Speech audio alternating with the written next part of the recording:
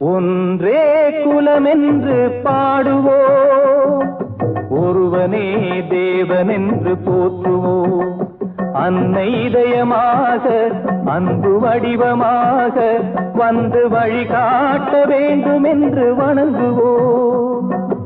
ஒன்றே குலமென்று பாடுவோம், ஒருவனே தேவனென்று போற்றுவோம். அன்னை இதயமாக அன்பு வடிவமாக வந்து வழிகாட்ட வேண்டும் என்று வணங்குவோம்.